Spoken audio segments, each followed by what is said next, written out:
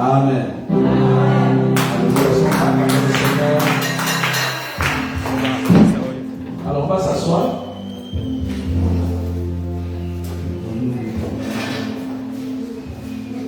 Alors.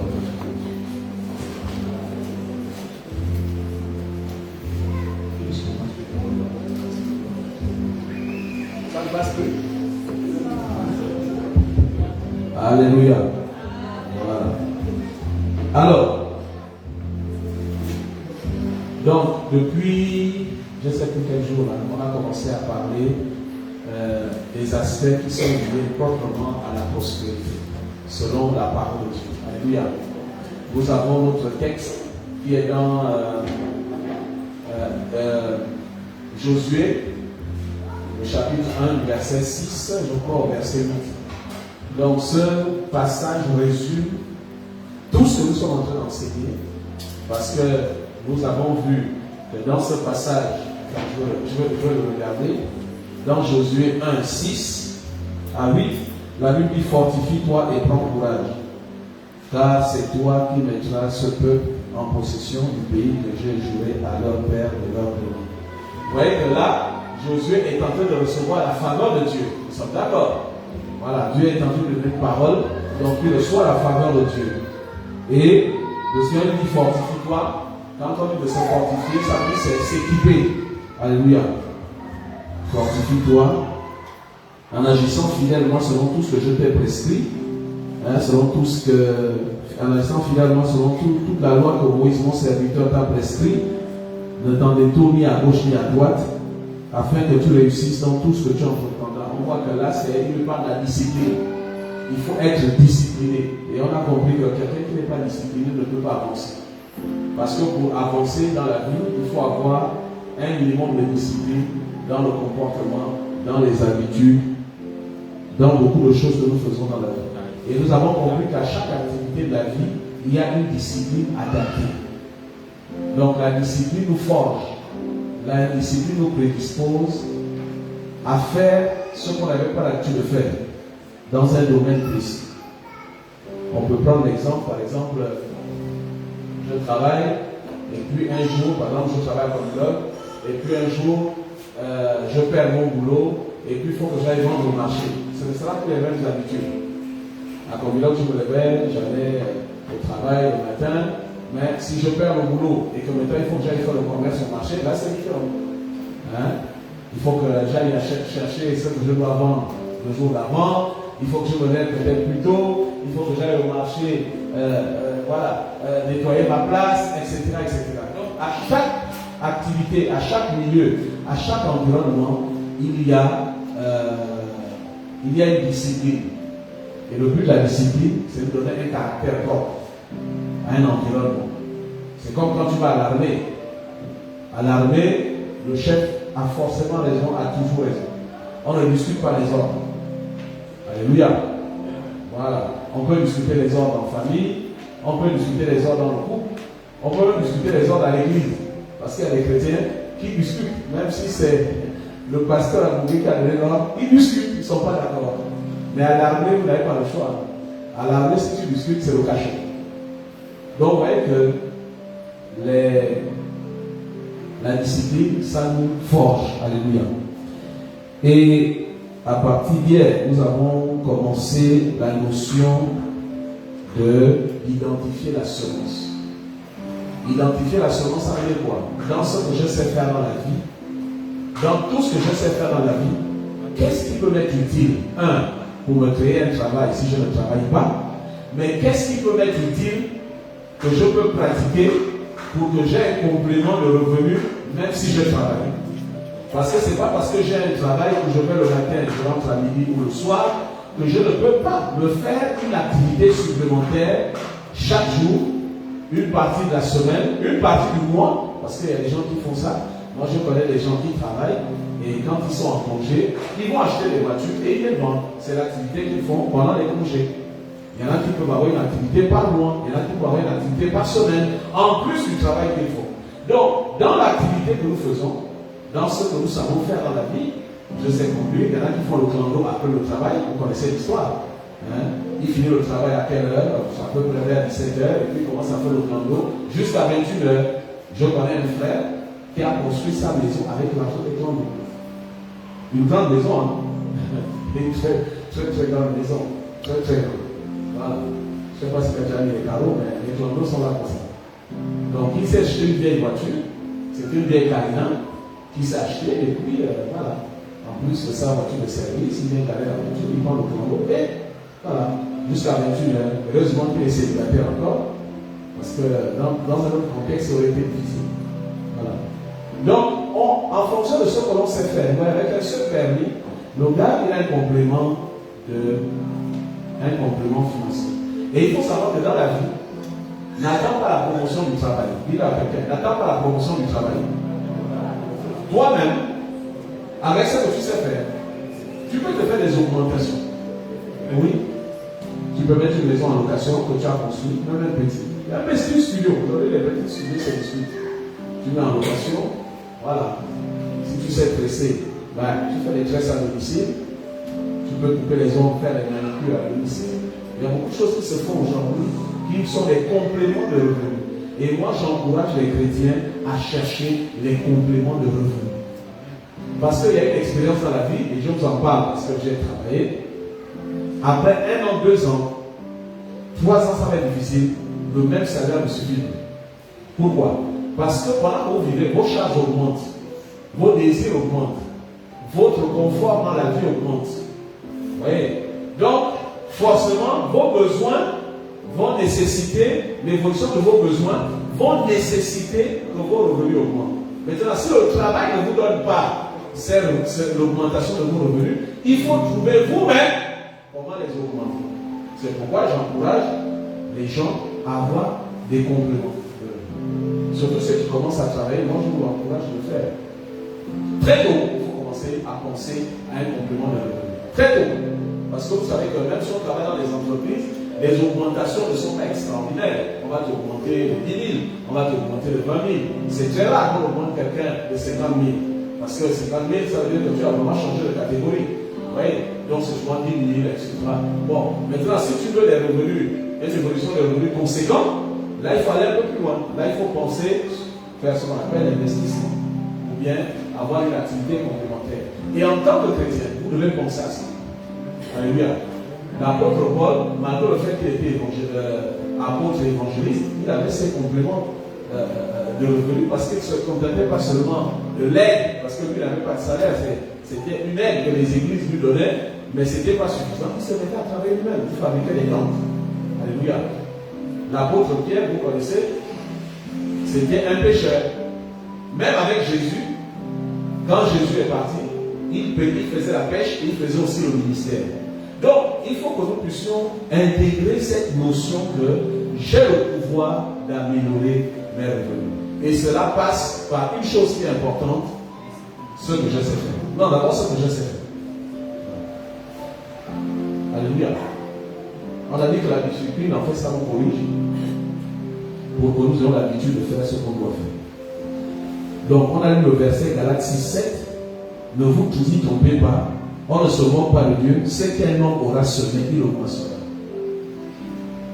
Donc, si je moissonne quelque chose, si je sème quelque chose, je veux le moissonner. Si je décide de ne rien semer, ben je ne vais rien moissonner. Si je dis je ne fais rien, ben je ne vais rien. Tout ce qu'on sème finit toujours par rapporter quelque chose. Donc, on a vu identifier la semence. Qu'est-ce que je sais faire? Dans ce que je sais faire, qu'est-ce qui peut m'amener à gagner de l'argent? Qu'est-ce qui peut m'amener à me mettre financièrement, je ne vais pas utiliser le terme en sécurité, mais financièrement répondre à mes besoins? Ça, c'est important. Voilà. C'est pourquoi j'aimerais encore dire aux gens, n'hésitez pas de faire une activité qui va augmenter vos revenus. N'hésitez pas. Parce que le temps que vous ne le faites pas, c'est vous qui êtes perdant. Alléluia. Et hier, on a aussi vu le principe de la proportion. Combien je suis prêt à investir pour augmenter mes revenus ou pour monter une affaire? Je prends un exemple. J'ai envie d'épargner. Je dois décider du montant à épargner, n'est-ce pas? Voilà, c'est moi qui décide. Donc c'est aussi à moi de dire à quel niveau je vais épargner. Il y a des gens qui peuvent épargner la moitié de leur salaire. Mais il y en a qui ne peuvent pas. Parce que leur système de vie ne les permet pas. Il y a des gens qui peuvent épargner 60% de leur salaire. Parce qu'ils ont un objectif. Hein? Donc ils prennent ce qu'on a vu hier, c'est quoi? Ils prennent des risques. Donc il dit, bon, je vais épargner, par exemple, je gagne 300 000, ben, je vais épargner 150 000 parce que mon objectif c'est ça. On monte, on descend, je dois le réaliser dans 1 an, 2 ans, 3 ans. Voilà. Donc il prend le risque. Et prenez des risques. Déjà, épargner, ce n'est pas un risque, c'est l'investir qui est un risque. Parfois, on n'est pas tout sûr que ça va marcher comme on veut. Mais au moins, ça va marcher, pas forcément comme on veut. Donc, prenons des risques. Donc, la proportion de ce que je vais investir, ça dit que le fruit que je vais récolter sera à la hauteur de la proportion. Je prends un exemple.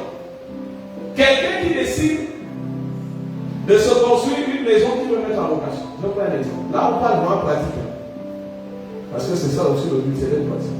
Moi, je fais une maison d'une chambre. Quand elle sera en location, je pourrais la mettre à peu près 100 000. Et puis là, dit non, moi je veux me sacrifier. Il faut que je fasse une maison de 3 chambres. Et elle sera à 300 000. Est-ce que c'est le même sacrifice? C'est la même idée, c'est la même volonté, mais ce n'est pas le même sacrifice. Entre les deux, qui a fait le même sacrifice? Celui qui a bâti une maison de 300 000, les deux ont le même salaire. Mais le niveau de sacrifice n'est pas le même. Parce que celui qui a construit la maison de 3 chambres, il s'est privé de beaucoup de choses. Même son alimentation a changé. Sa nourriture a changé.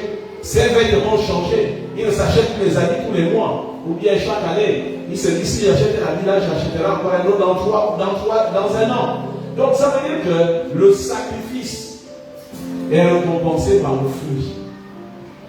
La hauteur du sacrifice est récompensée par le fruit. Alléluia. Donc c'est ce qu'on a vu hier. Plus tu te sacrifies, plus tu auras des fruits. Moins tu te sacrifies, moins tu auras des fruits. Et moi, je voudrais dire aux gens qui sont célibataires, profitez, investir.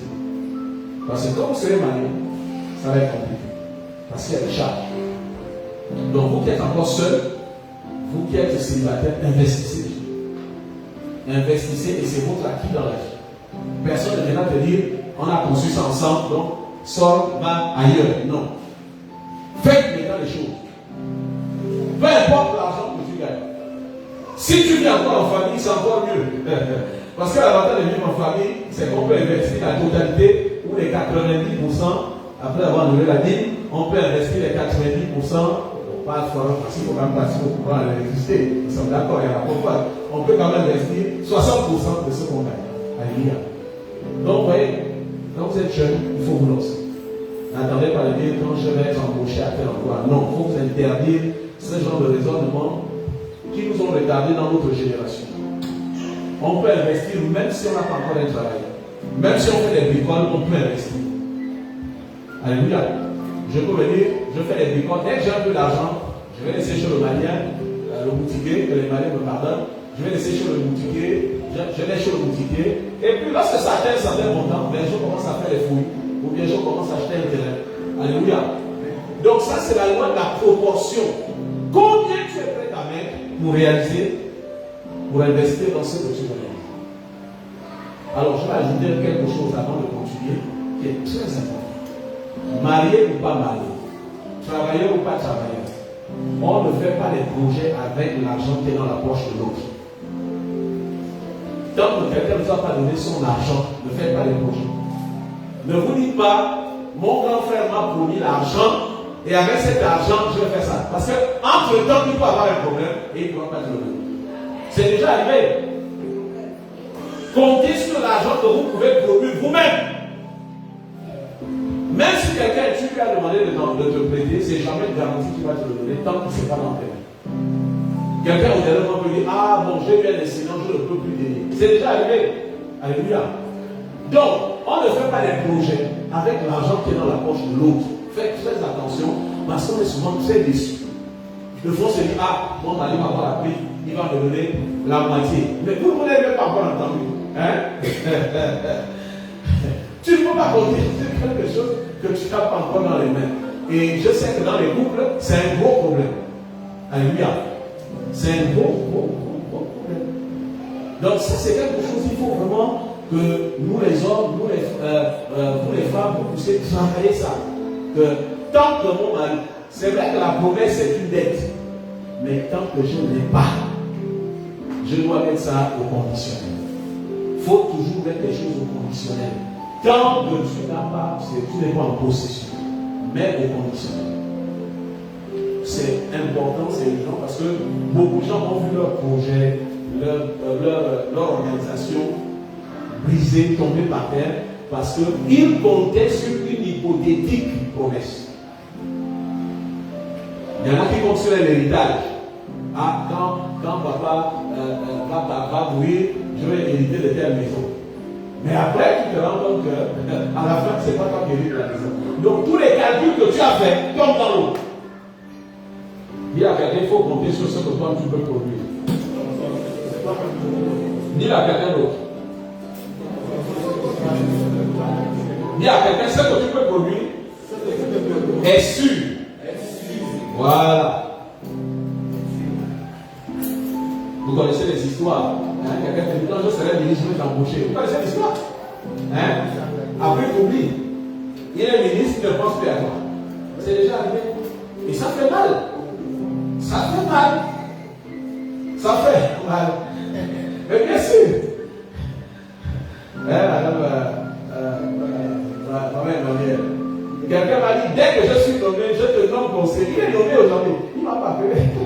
J'appelle, il me répond. Il dit, non, toi tu es mon pasteur. Non, quand je t'écoute, je suis édifié. Non, dès que je suis nommé, tu es mon conseiller. Il est nommé. Je ne suis pas nommé. Et même moi, je ne vais pas compter sur ça pour vivre. Vous imaginez? Alléluia. Et vous voyez combien de gens sont déçus, etc. Et c'est ce qu'on a appris hier. On a appris quoi? Il faut être dans le piste. Il ne faut pas rechercher l'assurance. Bon, j'ai un parent là-bas, on va m'embaucher. Bon, j'aime. Non. Cette assurance-là, ça a trompé le couche. Alléluia. Même nous, les parents, faisons attention. Ah, comme j'ai mon frère là-bas, hein, quand mon fils aura terminé l'école, il va m'embaucher. Moi, je crois. C'est parce que c'est enregistré. Oui. Moi, je vais travailler à je ne vais pas travailler à Babylone, je devais travailler à Sogara. J'avais un autre qui était directeur. J'ai mis les dossiers, voilà, c'est pas facile. Mais il a embauché d'autres personnes. Il a embauché ses beaux-frères, ses beaux-frères, ses propres neveux. Voilà. Donc, il faut comprendre que dans la vie, il faut d'abord compter sur ce que tu peux produire toi-même. Alléluia. C'est ça, la seule garantie que Dieu te permet d'avoir. Alors, une autre chose, est-ce qu'on peut lire 2 Corinthiens 9, du verset 10 au verset 11? Est-ce que quelqu'un peut lire 2 Corinthiens 9, du verset 10 au verset 11? Donc, comme on l'a dit hier, nous tous, autant que nous sommes, on ne peut pas être pauvre. Bon, pas pauvre, mais on ne peut pas manquer de quoi subvenir dans nos besoins, parce que tout être humain naît avec quelque chose. Il y a des choses qu'il va apprendre à faire, même dans l'éducation. Savoir laver le linge, savoir tresser, savoir repasser, savoir s'occuper d'une maison.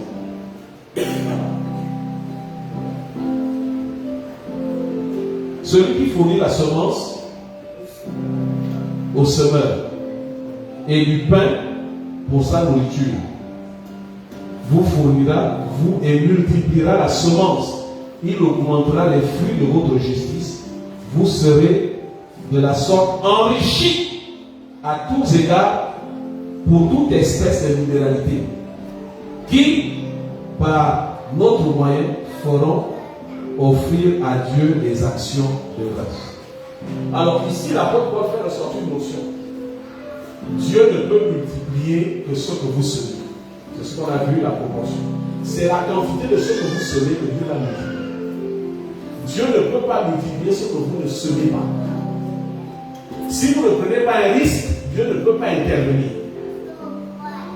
Tout risque que vous prenez au nom de l'obéissance à Dieu, Dieu intervient, il est obligé d'intervenir parce qu'il vous a dit de le faire.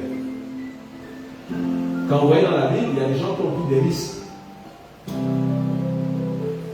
Joseph était esclave, mais il a pris des risques. Parce qu'à l'aide, j'avais fait le songe d'un pharaon. Si tu te trompes, ça peut être très grave. Mais comme Dieu le lui a dit, Dieu lui a donné la révélation, il a pris le risque d'intervenir. On a vu l'histoire de, comment ça s'appelle, Ruth. Ruth a pris un risque, n'est-ce pas, de suivre une vieille femme. Elle était encore jeune, belle.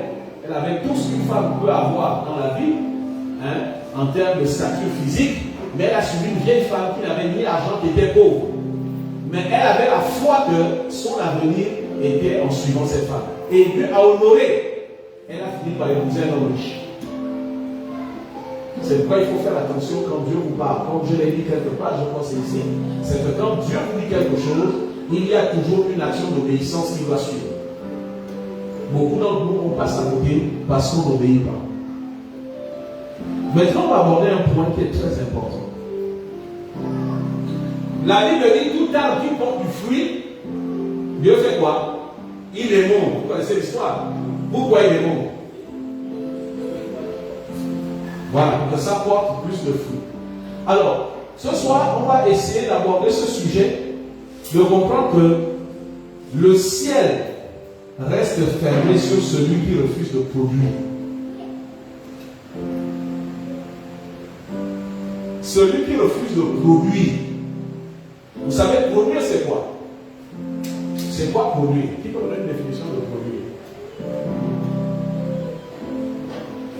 Hein? Produire, c'est faire des produits, n'est-ce pas? Voilà. Alors, il faut comprendre une chose.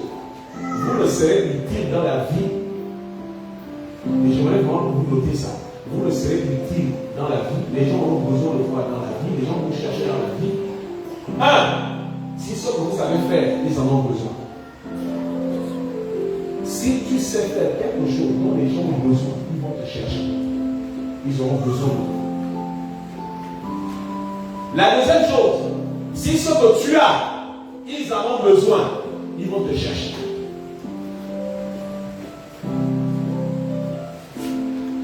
Voilà. Et la troisième chose, si ce que tu es, ils en ont besoin, ils vont te chercher. C'est pourquoi il faut savoir ce que tu es, ce que tu sais faire et ce que tu as. Et c'est dans ces trois choses que Dieu peut nous amener à produire quelque chose. Vous imaginez, si je suis le frère du président, je deviens important, n'est-ce pas? N'est-ce pas? Tout le monde va me chercher. Je peux dire aux gens, bon, ok, tu veux rencontrer le chef, ok, d'accord. Ben, tu donnes 50 millions, je m'organise pour tout le monde, je t'amène chez lui là. Il va donner, parce qu'il cherche un marché. Voilà. Il y a des gens qui vivent comme ça. À cause de ce qu'ils sont. À cause de ce qu'ils sont. Oui. Donc, produire est une nécessité que Dieu attend de chacun d'entre nous. Aucun être humain ne doit être inutile. Vous allez lire toute l'histoire de la Bible. Toute l'histoire de la Bible parle de la production. Vous connaissez l'histoire des talents. L'histoire des talents, c'est une histoire de production. Il y a un qui a reçu 5, il a multiplié 5, il a été récompensé. L'autre a reçu 3 talents, il a gagné 3 talents, il a été récompensé. L'autre, il y a un qui a reçu un seul talent, il n'a rien fait. La Bible dit quoi? Arracher lui ce qu'il a. Et en fait, quand on dit arracher, ça veut dire que Dieu est capable de vous rendre pauvre si vous le produisez. Et ça, c'est important. C'est quand vous allez vous rendre compte de ceux qui produisent, généralement, pour répondre aux besoins des autres, ce sont ceux qui s'enrichissent plus vite. La femme qui fait le meilleur au marché, je vous dis, elle gagne beaucoup. Parce que les gens ont besoin de manger. Parce que c'est une nécessité de manger. C'est quand vous allez vous rendre compte que les gens qui ont des dits, ils s'enrichissent plus vite que ceux qui ont un salaire. Parce que les produits qu'ils vendent, ce sont des produits en eux-mêmes de première nécessité, n'est-ce pas? Donc, produire, Dieu attend qu'un enfant de Dieu soit productif. Deutéronome 28, 12, c'est la parole de Dieu. L'Éternel ouvrira son bon trésor, le ciel, pour envoyer à ton pays la pluie en son temps et pour bénir tout le travail de tes mains. Tu prêteras à beaucoup de nations et tu n'en prêteras point. Deutéronome 28, 12. Donc, si on veut produire, si on veut que ce que je fais rend service aux autres, parce que c'est ça la clé. Ce que tu fais, si les gens en ont besoin, ça va te rapporter de l'argent. Et ça complète un peu ce que je disais. Il faut savoir identifier sa semence. Alléluia. Dans ce que je sais faire, qu'est-ce que je peux faire qui peut me rapporter le plus? C'est là qu'il faut identifier ça. Après, je me mets à produire. Et quand je produis, Dieu va bénir. Parce que la Bible dit que lorsque quelqu'un s'engage à produire, Dieu bénit forcément. Il y a une autre chose qui rejoint ce qu'on a déjà dit, c'est il faut que ce que nous faisons, nous le faisons avec diligence, on le fasse bien. Il y a un problème que nous avons aussi dans les milieux chrétiens, c'est que les gens font des choses mais ils ne les font pas bien. Ils ne les font pas beaux. Ils ne les font pas belles. Ils ne les font pas de manière à attirer. Tu vas aller dans un restaurant chrétien, il n'y a pas forcément tout on appelle ça, tout l'attrait qui garantit que la nourriture qu'on mange ici, c'est vraiment de la bonne nourriture. Je vais vous choquer. Regardez comment nous construisons nos églises. Aujourd'hui, maintenant, les églises sont belles. Mais les églises avant, c'était des hangars. Quand vous pensez qu'un président pour entrer dans une église qui est un hangar, il y a la transpiration. Vous voyez qu'on n'a même pas d'exigence pour les choses de Dieu. Même nos églises, on a tendance à être un peu négligent. Parce qu'on s'est dit, bon, Dieu ne regarde pas ça, Dieu regarde au cœur. Oui, mais le directeur général qui veut venir ici, il va d'abord regarder si ça correspond à son cadre. Alléluia. Il va préférer aller dans un autre cadre qui correspond à son niveau. Donc ça veut dire qu'on n'est pas très exigeant, on n'est pas diligent dans ce que nous faisons.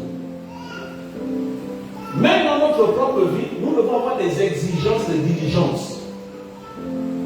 On ne doit pas avoir des comportements qui nous exposent à développer des maladies. Je ne peux pas me dire je vais habiter à un endroit où la poubelle est peut-être à côté de la fenêtre. C'est pour exposer les enfants à la maladie. Nous devons avoir des exigences. Vous savez? Donc la notion d'avoir des choses qui garantissent notre intégrité physique, c'est important. Il ne faut pas aller habiter dans une maison où vous savez que s'il y a le vent la nuit, la maison peut tomber sur vous, elle peut s'écrouler. C'est pourquoi il faut avoir des exigences. La diligence, c'est important. Moi, je vois aujourd'hui, et ça c'est un autre problème que nous voyons, et les chrétiens, on doit faire la différence. On voit aujourd'hui des gens, quand ils offrent un service à quelqu'un, ou quand ils font quelque chose, ils le font mal. Apprenons à bien faire les choses pour que, lorsqu'on le fait pour quelqu'un, même s'il y a un prix derrière, il faut que la personne réalise que c'est un bon service qu'on lui rend. Et la Bible dit que lorsqu'on fait quelque chose de bon cœur, c'est une bénédiction. Alléluia. On ne doit pas seulement le faire parce qu'il y a une dette derrière. Maintenant, on va terminer avec un point ce soir qui est très important. Et là, j'aimerais vraiment attirer votre attention. Dans la vie, il y a 3 catégories de choses qu'il faut retenir. Il y a des choses qui sont nécessaires. Les choses qui sont nécessaires sont les choses qui sont liées à votre vie. Ça veut dire que si vous ne les avez pas, vous êtes en danger. Vous devez être capable d'identifier dans votre vie ce qui est nécessaire. Et la nécessité, c'est la priorité. Il y a des choses que vous devez savoir que dans votre vie, ça ne doit jamais manquer.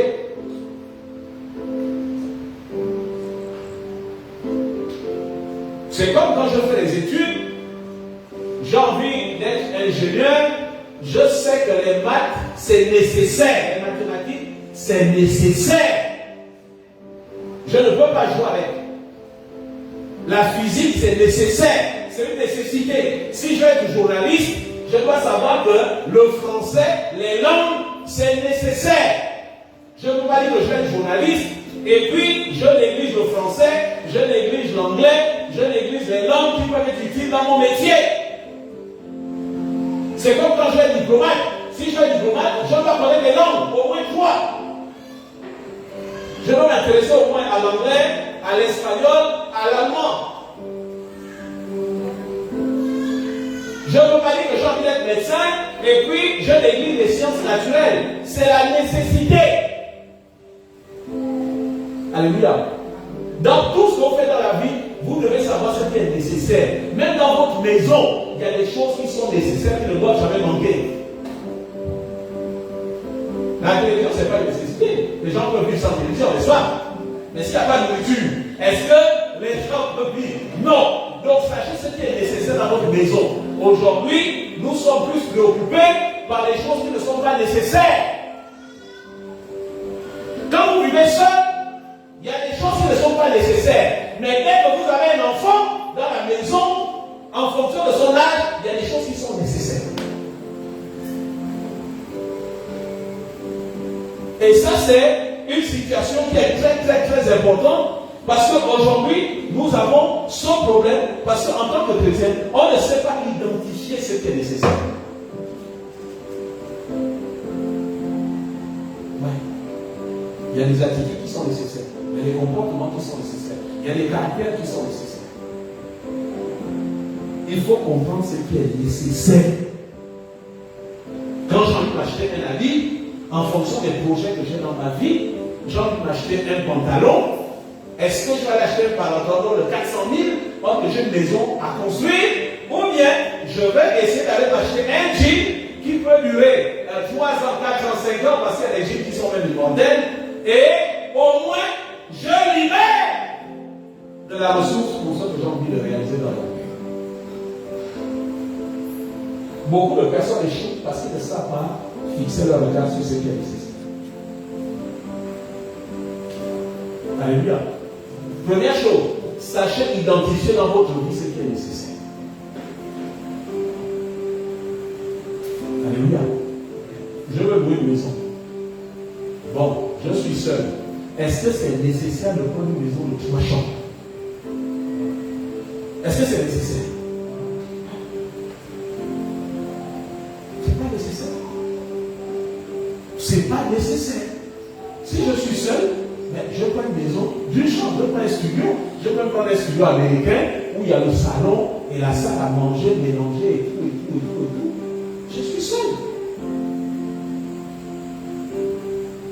Mais les gens qui vont te dire, non, je prends une maison de 3 chambres, même si je suis seul, parce que si quelqu'un vient du village, etc. Mais les gens viennent du village, combien de fois?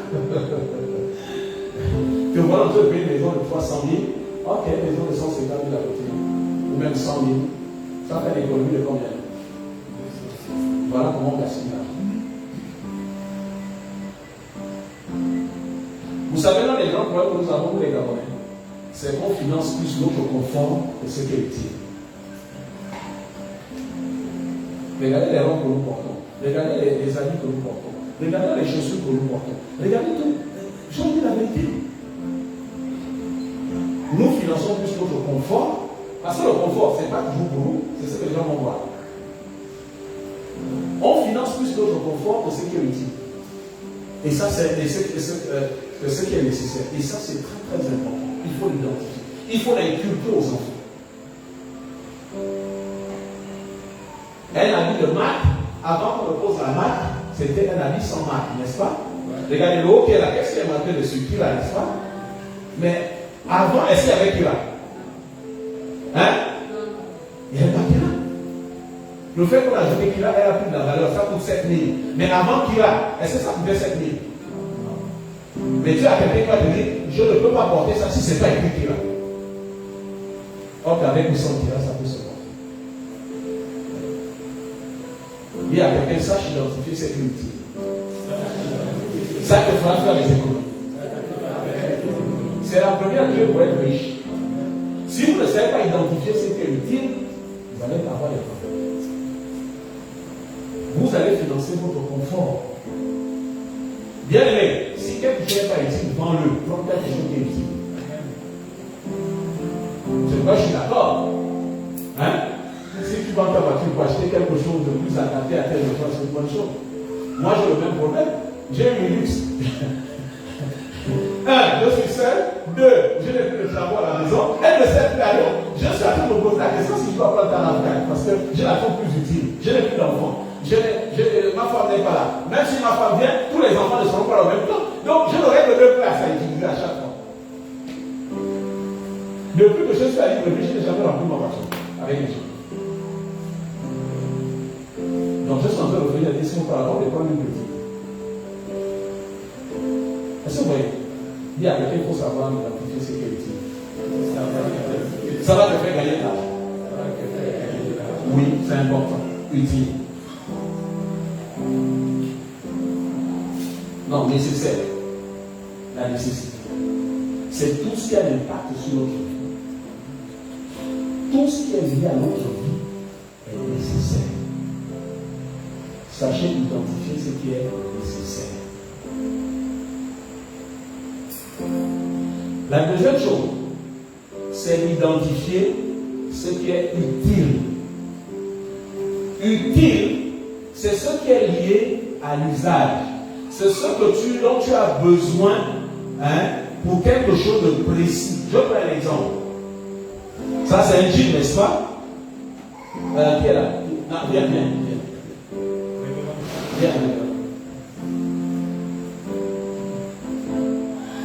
Je fais la différence. Parce qu'il faut que ce soit pratique. C'est ce qu'on a terminé de dire. Tu es trop théorique, il faut être pratique.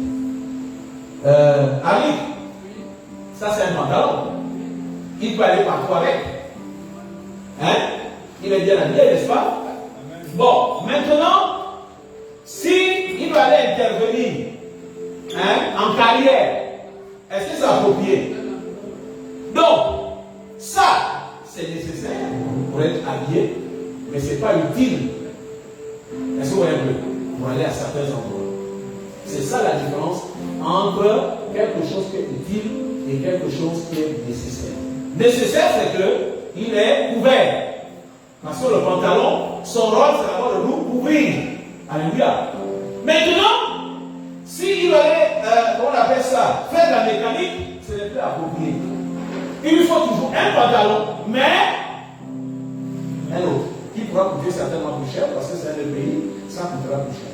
C'est ça la différence entre ce qui est utile et ce qui est nécessaire. Alléluia. Je prends le cas des secrétaires, puisqu'on en a quelques-unes. Oui, c'est bon, merci. Le patron va exiger que je veux que tu t'habilles comme ça, que tu sois coiffé comme ça, etc. Vous avez vu, dans certaines cérémonies, on dit tenue correcte, exigée. C'est une utilité. Parce qu'une tenue correcte, on ne la met pas partout. C'est quoi? C'est la veste. Est-ce qu'on porte des vestes tous les jours? C'est les tenues de soirée. Est-ce qu'on porte des tenues de soirée tous les jours?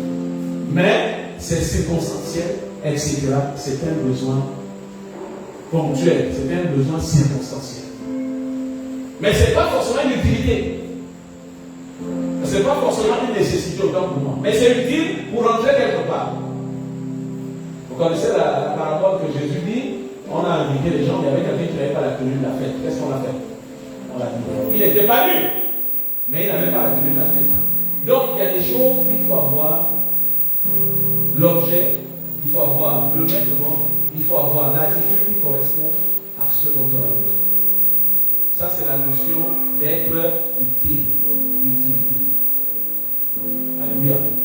Maintenant, il y a une troisième chose qu'il faut identifier. La futilité. Est-ce que la futilité est nécessaire? Est-ce que la futilité est utile? Est-ce qu'elle a son sens dans la vie? Est-ce que la futilité a son sens dans la vie? Ah si! Si tu es milliardaire, tu ne vas pas rouler en 4 ans, on appelle ça, tu ne vas pas rouler en Starlet, on appelle comment? les Starlet le gagnent. Hein? Si tu gagnes 300 millions par mois dans Starlet. Donc, les futilités, c'est un peu pour refléter un certain statut. Mais ce n'est pas nécessaire, c'est pas utile. Parce que ce n'est pas ce qu'on montre aux gens qui fait le plus au plus sort. Hein? Ça peut être utile dans quel sens? C'est pas un enseignement fermé, il faut argumenter. Qui a dit ça peut être utile? Oui? Si j'ai un 4x4, oui? ça peut être utile pour la maison de permis. Ah non, là c'est l'utilité. Attention, un 4x4 c'est pas forcément une voiture de luxe. Oui, il y a deux choses là-dedans. L'Orange Rover coûte combien? Ça coûte 65 millions. Tu as une maison à construire. Mais tu as des 4x4 que tu peux acheter à 10 millions en occasion. C'est nécessaire d'avoir un 4x4 pour aller au plateau. Mais est-ce que c'était utile d'acheter une voiture à 65 millions? C'est la question en fait qu'il faut se poser. Et ça c'est très très important parce que c'est là qu'on se retrouve. Et ça rejoint ce que je disais tout à l'heure. C'est que quand vous vivez, quand vous travaillez, quand vous avez des revenus, à un moment de votre vie, vous allez vous rendre compte que c'est insuffisant. Non, à un moment c'est suffisant. Hein? Tu sais, à quel moment, moi j'ai commencé à me rendre compte que mes revenus étaient insuffisants. Nos revenus avec mon époux, c'est quand les enfants commencent à aller à l'université. Parce que ça a un poids. Parce que quand il faut envoyer un enfant au moins 300 000, c'est lourd. Hein? C'est pas ce que tu payes pour avoir un rose chaque jour. Hein? Et je vous dis, c'est du stress. Sans oublier qu'en tout temps, vous avez des projets. C'est pourquoi je dis à beaucoup de jeunes aujourd'hui, et je le conseille, commencez à finir votre maison avant que le premier enfant aille à l'université. Ça, je vous le disais, un conseil gratuit qui mérite une offrande. Terminez votre maison avant que le premier enfant aille à l'université. Parce que dès que le premier enfant est à l'université, que tu aies commencé ou que la maison n'est pas terminée, tu vas d'abord aller. Parce que vous savez, quand les enfants vont à l'université, ils se suivent. Il y a souvent des écarts de 2 ans. Hein? C'est les écarts de 2 ans. Ça s'enchaîne. Bon, sauf si tu es dans le cas des marchands où c'est tous les ans que ça s'enchaîne. Vous savez, il y a des couples qui étaient pressés de faire les enfants. Non, je te taquine. Je peux quand même. Voilà. Ok. Ouais. Donc, il faut comprendre ça. C'est très très important. C'est très important. Terminez votre maison avant que le premier enfant aille à l'université. Moi, on ne l'a pas dit. Mais je me suis rendu compte combien c'est douloureux. Vous imaginez? Voilà. Ah, c'est pas facile. Je vous dis la vérité. Parce que le premier enfant, tu dis je gère. Mais quand le deuxième s'en va, et puis nous avons un problème. C'est pour ça qu'on a fait chez nous. Voilà. Et nous, on a un problème. C'est que si tu envoies le premier en France, le deuxième, tu n'envoies pas donné. Tu es piégé par le premier. Ah oui? Ah oui? Tu sais que moi, quand j'ai envoyé les 2 premiers aux États-Unis, mais le troisième ne voulait pas aller en France, il a fallu le convaincre. Parce qu'il avait déjà fait ses calculs depuis des années. Puisque les 2 premiers sont partis. Lui aussi, il avait déjà intégré qu'il partait. Il bossait déjà l'anglais, il parlait déjà l'anglais à la maison.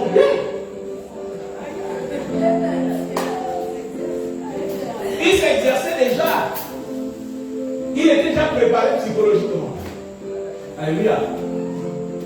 Et quand je lui ai dit que ce ne sera pas possible, le gars, il a fait la grève.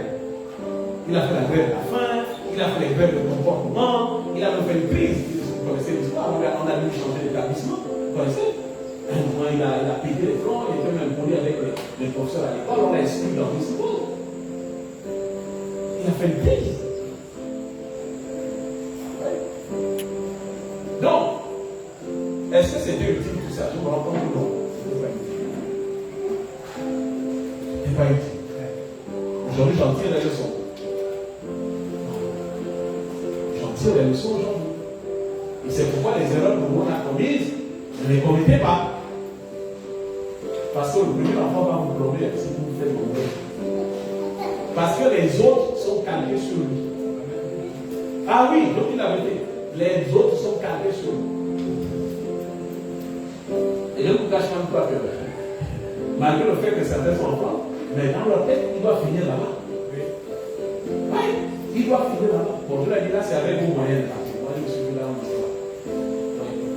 Donc, dans la vie, il y a beaucoup de choses qui doivent nous conduire. Il y a beaucoup de choses qui doivent nous conduire parce que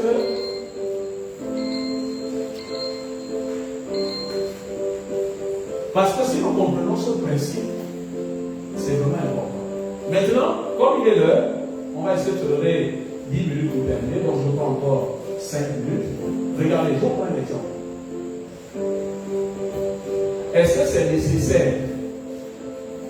Est-ce que c'est utile d'acheter une voiture neuve? C'est pas utile. C'est même pas nécessaire. Pourquoi? Parce que quand on conçoit une voiture, on la conçoit pour vivre au minimum 20 ans. Au moins 20 ans, sinon 30 ans, parce que les 4x4 c'est 30 ans. Donc, je prends un exemple. Là, on est dans les exemples pratiques. La voiture neuve, prix affiché, 30 millions. Quelqu'un l'achète. Après, il veut la revendre. Elle est plus neuve, elle est occasion. Il a utilisé une année. Donc, il reste encore combien d'années de vie? 19 ans. Si c'est une voiture qui vit 20 ans. Bon, prenez une voiture qui vit 30 ans, parce que moi, on prend souvent les 4 ans. Il reste 29 ans. Quand je l'achète, quand tu la vends, il ne peut plus la vendre au prix d'achat. Voilà. Il va la vendre au plus au prix normal. Donc, une voiture qui est affichée 30 millions, un an après, tu l'achètes à 15 millions. Et il reste encore la voiture, 29 années de vie. Qui a gagné? Celui qui l'a acheté neuf a perdu, toi, tu as gagné. Tu as gagné 15 millions sur la voiture. Et avec les 15 millions que tu as gagnés, tu peux continuer à construire ta vie. Donc, ça veut dire que l'intelligence, c'est quoi? Si tu es dans des entreprises où tu as une banque qui peut te prendre un crédit, ben, tu prends un crédit de 30 millions pour acheter une voiture, tu achètes une locale et le reste, tu mets dans la vie. Est-ce que ce n'est pas intelligent? Sachez identifier ce qui est utile, ce qui est nécessaire et ce qui est futile. Oui! Une voiture, il y a des sachets. Hein, ça fait du bien, madame. Ça fait du bien, n'est-ce pas? Bon, mais ce n'est pas un problème. J'achète une voiture d'occasion qui a 1 an, ou 2 ans, ou 3 ans. Et je vous donnerai même un conseil. Achetez une voiture de 4 ans. Elle a encore de l'eau. Si elle est bien entendue. Alléluia. Nous avons encore 25 ans de vie. La voiture. Et une voiture de 4 ans. Vous pouvez l'acheter au prix du quart. Oui. Hein? L'avantage, regarde, je vous dis quelque chose. Dans ce que je suis en train de dire. Parce que là, on parle pratique. Une voiture qui est à 2 tas, le prix est fixe, on ne le suit pas. Est-ce que tu vois? Mais l'occasion, tu peux le suivre. Tu n'es pas obligé de l'acheter au prix qui est fixé. Bravo. Il peut dire c'est 10 millions, mais tu peux l'avoir à 7 millions. Tu as gagné combien? 3 millions. Donc une occasion, tu as l'avantage que le prix a baissé, mais tu peux encore négocier. Est-ce que ce n'est pas une bonne affaire?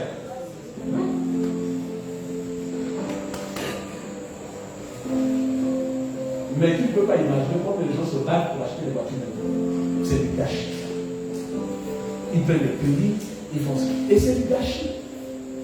Quelqu'un qui achète une voiture d'occasion de 3 ans, 4 ans est intelligent. Il est intelligent. Parce qu'il n'a pas gaspillé l'argent. Il a rendu la voiture utile. Par contre, l'acheter neuve, c'est la futilité. L'acheter d'occasion et encore en bon état, c'est l'utilité. Est-ce qu'il y a des questions? On a vu.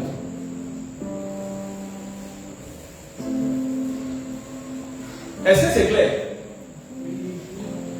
Je vois les gens derrière là-bas, je ne sais pas. Qui a le haut blanc là-bas? Hein? C'est la ligne, c'est? Ah, Géraldine. Ok, d'accord. Je pensais que c'était quel?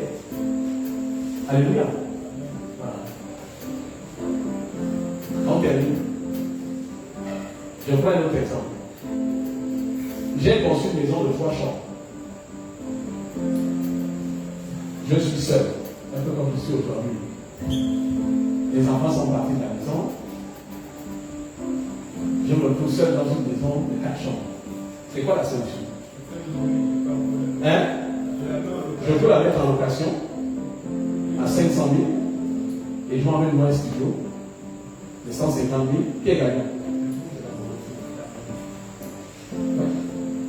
C'est faisable. Il y a quelqu'un, il faut toujours savoir gagner de l'argent.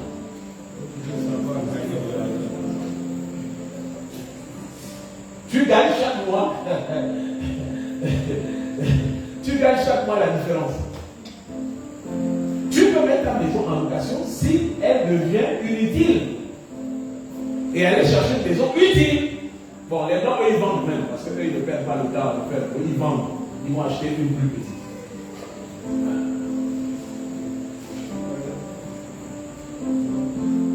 Alors, avant que notre question est là, je vais attaquer les femmes. Il y a beaucoup d'habits là que vous gardez en espérant que vous allez maigrir. C'est utile ou c'est nécessaire?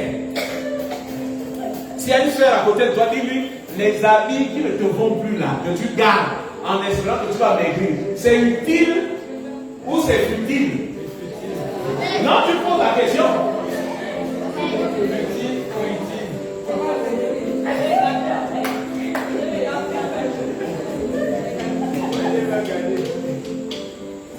Il y en a qui n'ont même pas envie de marier. 20 ans. Quelqu'un qui a dit non, c'est pas pour les enfants. Elle dit c'est pas l'heure de marier, personne ne le rapporter, c'est pas l'heure, c'est un souvenir. C'est utile ou c'est futile? Qui ça? Oui, je suis là, c'est bien, mais il y a qui ne donne même pas, il ne veut pas.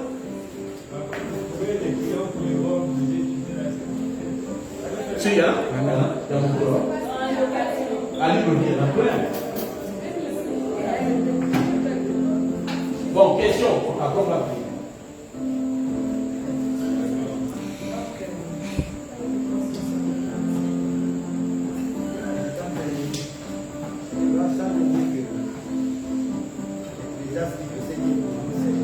Ah, au revoir.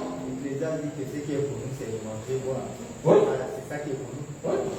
Je veux aussi me comporter comme si j'avais 3 vies. Si je n'ai qu'une vie, et que je veux me faire plaisir, c'est pas comme si je veux encore avoir une autre vie. Non, ça n'a rien à voir le fait de se faire plaisir.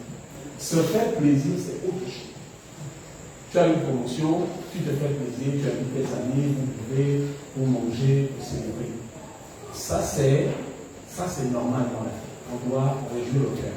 On doit réjouir le corps, le cœur, l'âme et les Si tu vas avoir une bière de 300 000 qui dort dans mon placard, je vais porter quand je suis heureux. Oui, mais ça fonctionne.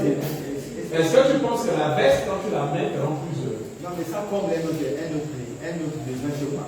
Le besoin de l'os, je crois pas avec 300 000, je me sens bien. Tu te sens bien? Ok, d'accord. Ben, donc, tu fais passer ça en nécessité. C'est une question.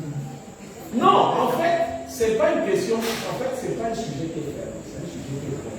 C'est pas à moi de te dire ce qui est utile, ce qui est utile et ce qui est nécessaire. Ça doit l'évaluer dans ta vie. Si je suis multimilliardaire, je peux dire que le minimum de voitures que je dois rouler sur le VX, je peux aller sur mon logis. Oui, je suis multimilliardaire. Je ne peux pas. Ça c'est mon utilité. Mais ce n'est pas la même chose que toi. Ce n'est pas la même chose que quelqu'un d'autre. Voilà. Donc, c'est aussi en fonction du statut, en fonction des moyens qu'on se fixe ce qui est nécessaire. Par exemple, je te prends encore un autre exemple. Est-ce que moi, entre le président et moi, qui a plus de nécessité d'avoir un garde-corps? C'est lui, n'est-ce pas? Pour lui, avoir un garde-corps, c'est une nécessité. Parce que sa sécurité en dépend. Est-ce que moi j'en ai besoin? Moi, je peux aller à pied jusqu'à là où je vais. Je suis en danger. Mais lui, s'il le fait, tout le monde va le courir après. Donc, vous voyez que l'utilité, la nécessité et la futilité, ça dépend.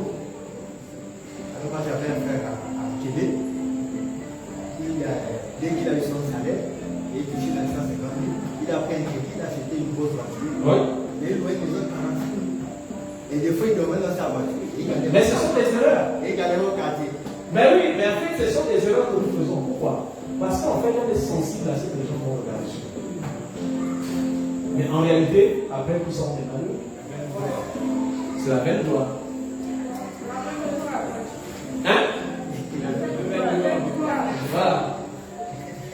Est-ce qu'il y a des questions? Parce que ça, c'est très important, ce sujet. Ça va nous aider. Voilà. Hein? Mais c'est ce que moi je dis toujours. Je dis, moi, si on m'avait enseigné ça, frère, peut-être que je n'aurais pas eu 6 ans. Je vous l'avais dit. J'en aurais fait 3 max. Parce qu'en fait, vous vous rendez compte que même les enfants, c'est une charge. Mais tu ne le réalises pas quand ils naissent. Mais c'est quand ils commencent à consommer de l'argent. Parce que les enfants, c'est un investissement jusqu'à ce qu'ils partent. Et c'est énorme. Je vous dis, c'est énorme. Donc, il y a des enseignements, si on les avait eus, parce que quand tu vis avec tes parents, hein, non, il faut faire les enfants, ça fait partie de la bénédiction. C'est pourquoi avec les autres qui ont 8 aujourd'hui, on en a fait. Hein, parce que, voilà. On te dit, non, quand tu épouses la femme, c'est pour faire les enfants. Mais qui a dit ça? C'est faux. Une femme n'est pas obligée de faire les enfants. C'est pas vrai. La femme a été faite pour l'homme. La Bible dit la femme a été faite pour l'homme, elle n'a pas été faite pour faire les enfants. Maintenant, c'est la société qui a imposé ça. C'est tout. Mais on peut épouser une femme qui ne fait pas d'enfants, et puis on est heureux, il n'y a pas de souci. Ouais. Quand on n'a pas les moyens d'assumer quelque chose, ça ne marche pas. Alléluia. Voilà. C'est pas vous qui êtes à 2 là, freinez déjà. Mettez un stop. Non, il l'a fait. Mais parce que c'est une. Il faut encore poser la question, est-ce que c'est nécessaire d'avoir un enfant? Oui, il y a des difficultés. Mais, voilà, ce que tu as dit est vrai, c'est vrai. Multipliez-vous. Mais est-ce que l'argent aussi va se multiplier? Voilà. Les enfants finissent par manger. Regarde les quartiers des pauvres. Les enfants finissent par manger.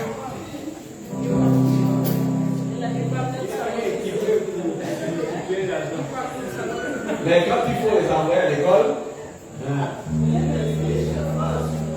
est-ce que tu sais qu'il y a des familles qui font le choix de quel enfant on va payer les cours et les autres vont aller dans l'école? Mais est-ce que c'est juste?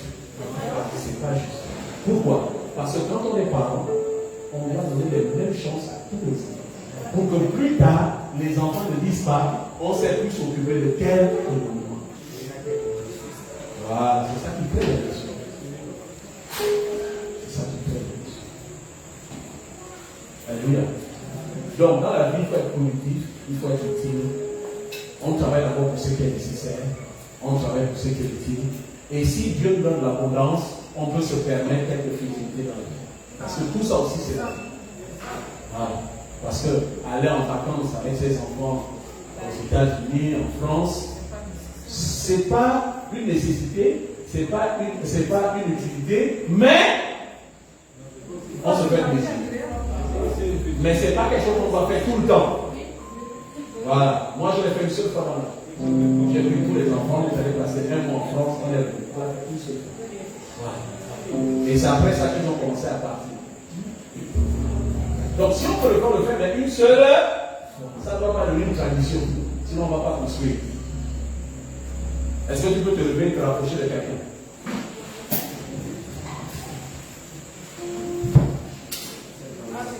Dis-lui si tu finances.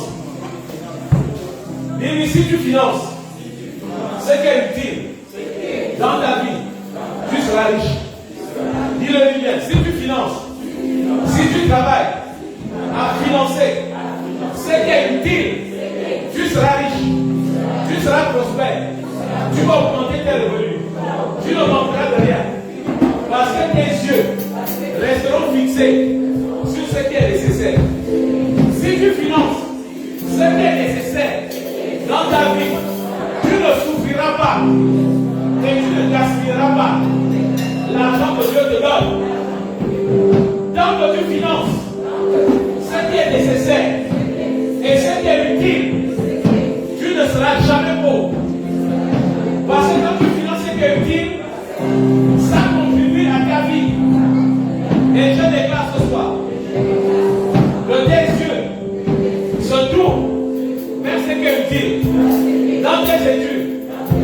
Identifie ce qui est utile.